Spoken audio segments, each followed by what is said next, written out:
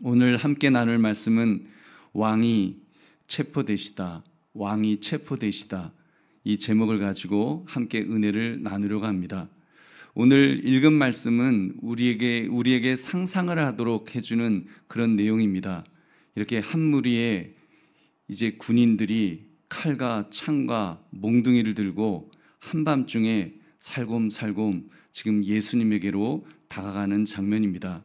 거기에는 배신한 유다가 앞장을 섰고 이제 유다가 그 군인들을 끌고 예수님에게로 다가오고 있는 그 장면을 지금 보여주고 있습니다. 군대가 움직인 것입니다. 그것도 로마의 군인들이 움직였다고 한다면 그들을 막을 사람은 없을 것입니다. 그들이 작정하고 잡기로, 체포하기로, 예수님을 체포하기로 했다면 그들은 얼마든지 예수님을 체포할 수 있을 것임에 틀림없습니다. 근데 말입니다. 지금 이 장면, 우리가 정말 오늘 읽은 이 말씀을 이렇게 읽어보시면 이 말씀이 정말로 군인들에 의해서 체포된 장면이라고 할 수가 있을까요? 아니면 뭔가 좀 다른 일이 벌어졌다라고 우리가 이해해야 될까요? 오늘 우리가 보게 될 것은 정말 역설입니다. 그 전혀 뜻밖의 이 말도 안 되는 일이 오늘 이 본문 속에서도 일어나는 것을 우리가 볼 수 있습니다.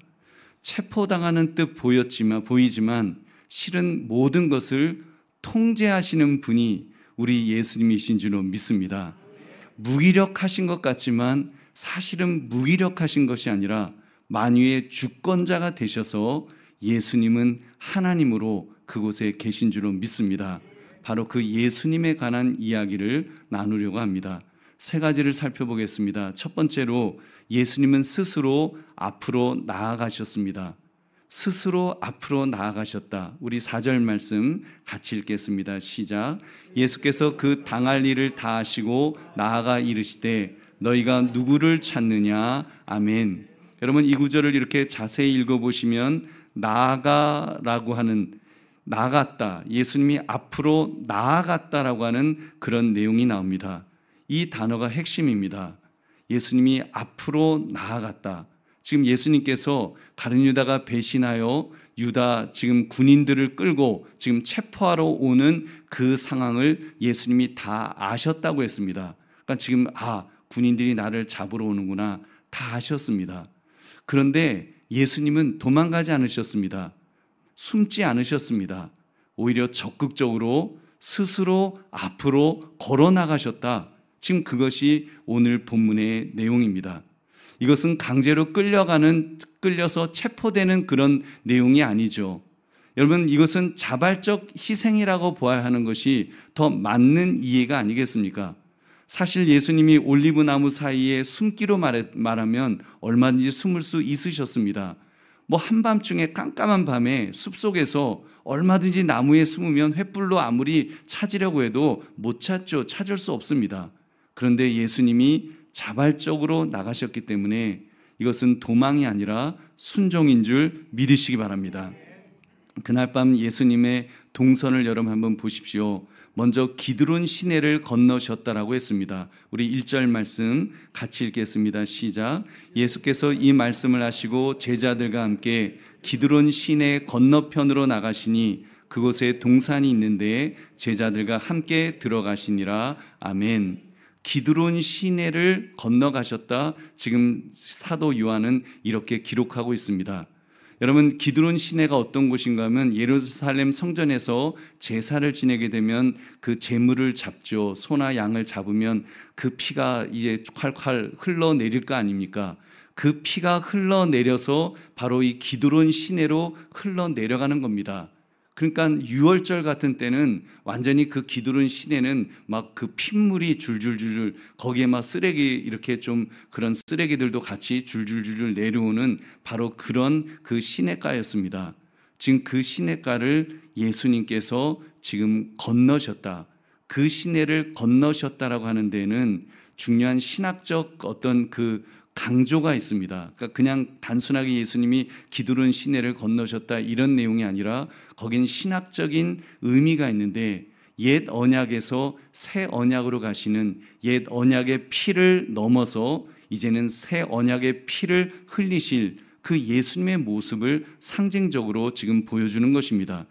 그래서 옛 제사 제도에서 이제는 완전한 속죄로 예수님께서 그 일을 이루실 것이라는 것을 오늘 기드론 시내를 건넜다라고 하는 이 내용 속에서 상징적으로 보여줍니다. 여러분, 그 요한 사도는 겟세마네 기도를 생략하면서 지금 이 내용을 이렇게 쓴 데는 이러한 이유, 신학적인 이유가 있기 때문에 바로 이 내용을 썼음에 틀림없습니다. 그렇게 예수님은 겟세마네 동산으로 들어가셨습니다. 또 겟세마네라는 그 이름의 뜻도 굉장히 특별하죠. 겟세마네라는 뜻은 기름 짜는 틀이라는 뜻입니다. 거기 올리브 나무가 있으니까 그 겟세마네 동산이라는 그 뜻은 올리브 열매를 이제 돌과 돌 사이에 그 올리브를 넣고 세게 눌러서 올리브 기름을 짜는 바로 그런 의미를 가지고 있습니다. 그러니까 압력하는 압력의 자리 그렇게 볼 수 있겠죠. 겉으로 보기에는 굉장히 평화스러운 동산 같았지만 사실 영적으로 보면 십자가의 서곡을 알리는 그런 장소가 겟세마네 동산입니다. 예수님이 거기서 마지막으로 기도하셨죠. 아버지여, 이 잔을 내게서 멀리하옵소서. 그런데 이제 그러다가 그렇게 막 기도하시는데 땀방울이 떨어지는데 핏방울이 될 정도로 그렇게 쥐어짜면서 기도하시지 않으십니까? 마지막에는 내 뜻대로 마옵시고 아버지의 뜻대로 되기를 원합니다 하시면서 그렇게 기도하셨던 그 땀방울이 떨어지는데 핏방울이 되는 바로 그것이 마치 예수님은 그 겟세마네에서 그 기름 짜는 틀에서 지금 기름이 짜지는 것이 아니라 예수님의 피가 여러분 거기서 짜지는 그런 것을 지금 상징하여 보여주고 있습니다. 여러분, 이런 십자가의 길을 어떻게 이해하시겠습니까? 예수님이 패배했다, 그렇게 봐야 될까요?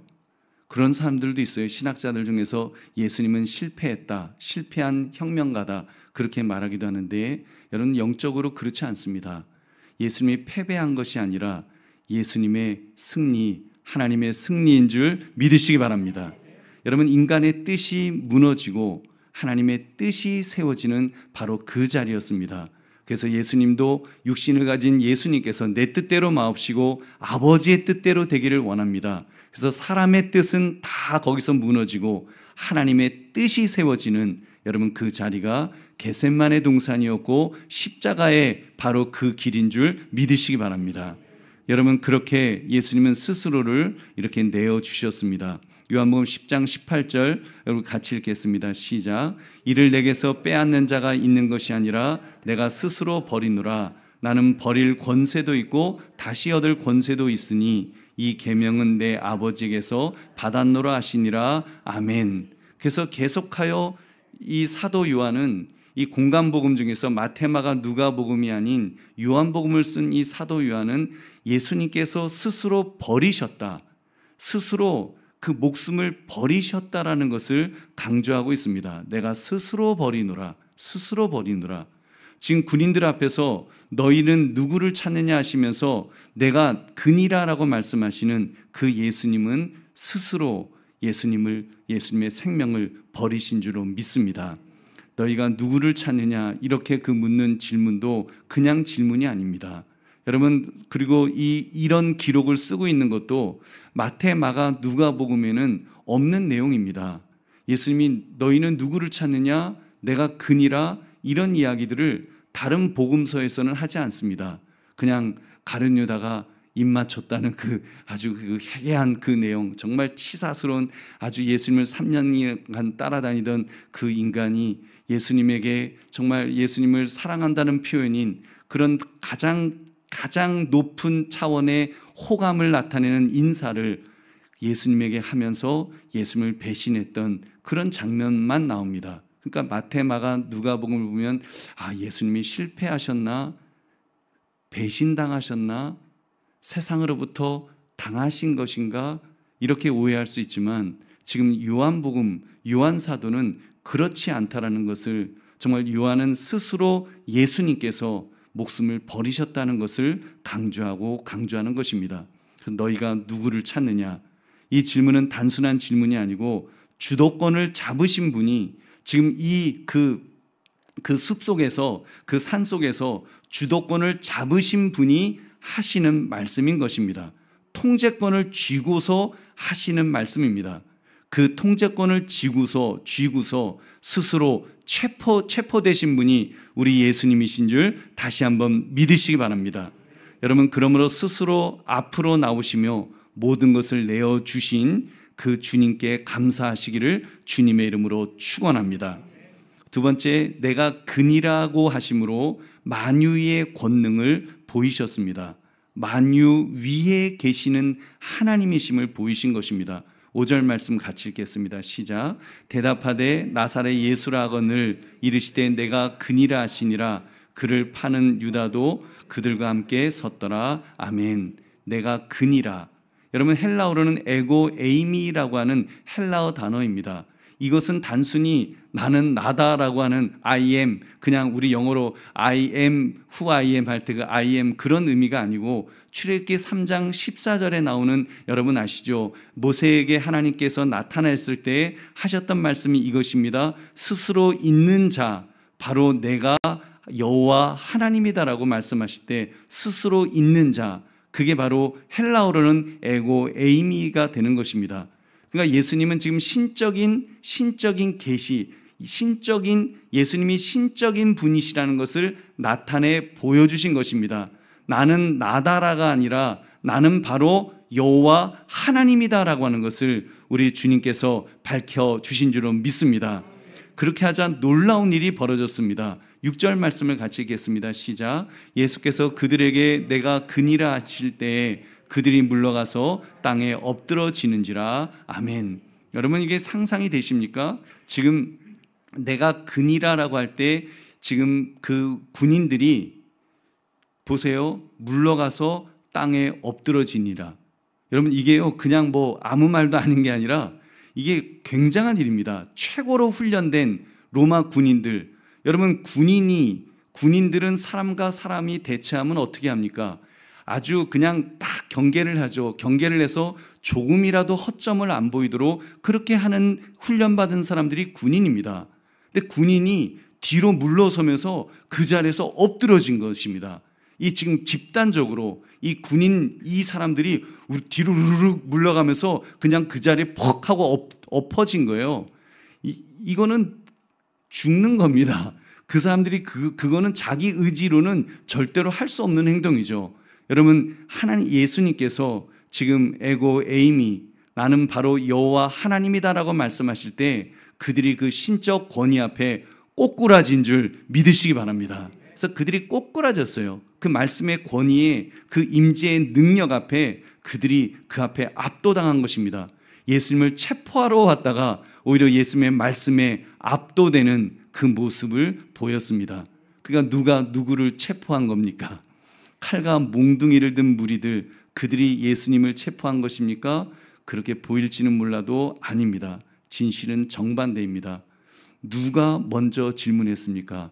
예수님이 누구 찾냐 하고 먼저 질문했습니다. 누가 내가 근이라 라고 선포하였습니까? 예수님이 하셨습니다. 그 앞에서 꼬꾸라지고 엎드러진 자들은 누구였습니까? 바로 그 군인들이었습니다. 누가 이제 다음 장에서 말씀을 드릴 내용입니다만, 누가 제자들을 보호해 주셨습니까? 예수님이십니다. 여러분, 체포당하신 것 같지만 사실은 예수님께서 모든 것을 통제하고 계신 줄로 믿습니다. 그러므로 모든 것을 통제하시는 주님을 바라보면서 어떤 형편, 어떤 처지에서도 주님만을 의지하시기를 주의 이름으로 축원합니다. 세 번째로, 예수님은 제자들을 보호하시기까지 사랑하십니다. 우리 7절부터 9절 말씀 같이 읽겠습니다. 시작. 이에 다시 누구를 찾느냐고 물으신데 그들이 말하되 나사렛 예수라 하거늘 예수께서 대답하시되 너희에게 내가 근이라 하였으니 나를 찾거든 이 사람들이 가는 것은 용납하라 하시니 이는 아버지께서 내게 주신 자 중에서 하나도 잃지 아니하였사옵나이다 하신 말씀을 응하게 하려 함이러라. 아멘. 예수님은 다시 한번 물으십니다. 내 그 누구를 찾느냐? 그랬더니 그들이 대답하죠. 아, 나사렛 예수라는 사람을 찾습니다 라고 묻습니다. 그랬더니 예수님이 내가 그 사람인데? 나인데? 하고 대답을 하시는 것입니다. 그런데 대답하시면서 그렇게 말씀하시죠. 내가 나라고 밝혔으니까 나만 잡아가고 제자들은 그냥 그대로 가도록 내버려 달라. 지금 그것을 말씀하신 것입니다. 여러분, 여기서 주목하십시오. 예수님은 지금 체포하러 온 사람들에게 이것을 부탁한 게 아닙니다. 명령하고 계십니다. 이 사람들을 가게 하라. 이 사람들을, 내 제자들은 가게 하라 라고 명령하고 계십니다. 누가 지금 상황을 통제하고 있다고요? 예수님이 통제하고 계신 줄로 믿습니다. 여러분, 예수님이 그러니까 십자가로 가시면서도 제자들을 안전하게 지켜주신 것입니다. 그래서 요한 사도는 이것에 대해서 이렇게 말합니다. 9절을 우리 다시 같이 읽겠습니다. 시작. 이는 아버지께서 내게 주신 자 중에서 하나도 잃지 아니하였사옵나이다 하신 말씀을 응하게 하려 함이로라. 아멘. 여러분, 우리가 몇 주간 나누었던 예수님의 기도 내용, 그 17장의 내용에 보면은 그 아버지, 제가 그 지킬 자들을 지키겠습니다라고 하는 내용이 17장 12절에 나옵니다. 그 지킬 자를 지키겠다고 하는 그 기도 내용대로 예수님은 그 말씀을 응하여 주신 줄로 믿습니다. 그래서 그 제자들을 보호하시는 그 모습, 그 체포 현장에서 그렇게 예수님의 약속의 말씀이 성취된 것을 우리가 볼 수 있습니다. 여러분, 그 예수님은 저와 여러분도 지켜주실 줄 믿으시기 바랍니다. 여러분, 그러므로 우리 첫 번째로 여러분이 지금 어떤 두려움 속에 있다 할지라도 여러분, 예수님은 여전히 주권자가 되신다, 왕이 되신다는 사실을 여러분 기억하시기 바랍니다. 예수님은 우리의 왕이 되어주십니다. 여러분, 여러분의 삶에도 횃불 든 군대와 같은 그런 존재들이 나타날 수가 있습니다. 그 질병이라고 하는 군대가 우리를 공격할 수도 있고, 경제적인 문제라고 하는 그런 군대가 우리를 위협할 수도 있습니다. 관계가 파탄이 나는 그런 군대가 우리를 위협할 수도 있겠죠. 여러분, 그러나 기억하십시오. 그 모든 상황 속에서도 어찌 보면은 정말 예수님이 체포되어 끌려가시나 예수님이 실패하시나 그렇게 보일 수 있는 환경이라 할지라도 사실은 그 속에서 통제권을 가지신 분은 하나님 예수님이신 줄 믿으시기 바랍니다. 예수님이 통제권을 가지시고 내가 그니라라고 선포하실 때 여러분, 정말 군대도 뒤로 물러서는 그런 역사가 일어나는 줄로 믿습니다. 그 예수님이 우리의 왕이십니다. 우리의 통치자이십니다. 그분은 우리를 다스리시면서 우리를 책임져 주시고 우리를 위해서 십자가에서 죽기까지 기꺼이 십자가의 자리로 나아가시는 바로 그분이십니다. 목숨도 아끼지 않으셨는데 무엇을 우리에게 아끼시겠습니까? 여러분, 그렇기 때문에 우리 입장에서 아무리 어려움에 처한다 할지라도 나의 주, 나의 하나님이 예수님이시라고 한다면 흔들리지 마시기를 주의 이름으로 축원합니다. 그리고 두 번째로 예수님의 십자가는 패배가 아니라 자발적 사랑이란 사실을 여러분 한순간도 잊지 맙시다. 자발적 사랑입니다. 우리는 십자가를 비극으로 보아서는 결코 안 될 것입니다. 십자가는 예수님께서 내가 스스로 버리노라라고 하신 것처럼 자발적으로 선택하신 것입니다. 왜 그렇게 선택하셨어요? 우리를 사랑하셔서, 우리를 사랑하시기 때문에 우리에게 그 사랑을 나타내시고 우리를 그렇게 구원하시고 우리를 그렇게 이끌어 주시기 위해서 예수님이 자발적으로 선택하신 그런 사랑입니다. 여러분, 그 사랑을 한순간도 잊지 마시기를 다시 한번 주의 이름으로 축원합니다. 또한 세 번째, 그 예수님은 저와 여러분을 끝까지 지켜주실 줄 여러분 믿으십시오. 여러분, 그 예수님이 끝까지 지켜주신다, 그 사실, 아버지께서 내게 주신 자 중에서 하나도 잃지 아니하였나이다 말씀하신 것처럼 여러분, 예수님이 약속하신 것은 예수님은 틀림없이 우리를 지키시고 보호해 주실 줄로 믿습니다. 여러분이 믿는 사람이라면, 우리 모두가 믿는 사람이라고 한다면 그 예수님은 우리 인생의 왕이 되으실 줄로 믿습니다. 그분은 패배자가 아니라 승리자의 왕이신 줄 믿으시기 바랍니다. 그렇기 때문에 그 어떤 것도 예수님의 생명을 위협할 수도 없고 또 심지어 우리조차도 빼앗을 자가 없다고 했습니다. 하나님의 손에서 빼앗을 자가 없다. 왜냐하면 하나님은 그 만물보다 크시기 때문에, 바로 그 더 크신 분이시기 때문에 아무리 문제가 크고 아무리 어려움이 크다고 할지라도, 우리의 대적이 아무리 크다고 할지라도 하나님은 더 큰 분이신 줄 믿으시기 바랍니다. 그렇기 때문에 우리가 두려워할 것이 없습니다. 여러분, 하나님께서 우리를 끝까지 책임져 주셔서 왕이신 주님께서 우리를 이끌어 주실 줄로 믿습니다. 여러분, 그러므로 그 주님을 다시 한번 의지하시기를 주의 이름으로 축원합니다. 말씀을 맺습니다. 우리 보배로운 성도님들, 이 겟셋만의 이 장면, 여러분 결코 우리 잊지 마십시오. 잊지 맙시다. 이 겟셋만의 장면, 예수님이 체포되어서 십자가로 가시는 그 과정입니다만, 그 과정 속 정말 어찌 보면 그 캄캄한 밤에 예수님이 체포되셨구나, 그 가룟 유다로부터 배신당하셨구나, 치사하게 입맞춤하면서 예수님 정말 어이없이 당하셨구나, 그렇게 보일 수도 있고, 또 우리의 삶도 그렇게 느껴지는 순간이 있을 수 있습니다. 내가 예수 믿으니까 내가 당하는 거야, 내가 예수 믿으니까, 아니면 내가 너무 약해서 당하는 거야 라고 생각되는 그런 순간들이 우리 삶에 있을 수가 있습니다. 근데 그때 꼭 기억하십시오. 그 순간에 통제권을 예수 그리스도는 한 번도 잃지 않으셨다는 사실을 잊지 마시기 바랍니다. 오늘 본문은 그것을 보여주고 있습니다. 예수님은 통제권을 잃으신 적이 없다. 예수님은 기꺼이 생명을 내어주신 것이지, 우리를 사랑하셔서 내어주신 것이지 당하신 것이 아니라는 사실을 분명히 말씀하고 있습니다. 여러분, 그렇다면 여러분, 그런 예수님이 나의 주, 나의 하나님이시라면, 나의 왕이시라면 그분이 나의 삶을 책임져 주실 줄로 믿습니다. 좀 힘들고 어렵더라도 그 주님, 모든 것을 통제하실 수 있는, 통치하고 계시는 그 예수 그리스도가 나의 하나님이심을 고백하면서 그 예수님을 의지하시기를 주의 이름으로 축원합니다.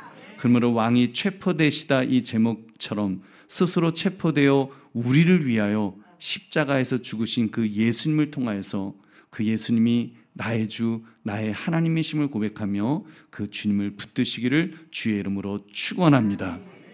우리 기도하겠습니다. 우리 찬송 한 장 부르고 기도하겠습니다. 353장 찬송한 후에 우리 함께 기도하겠습니다.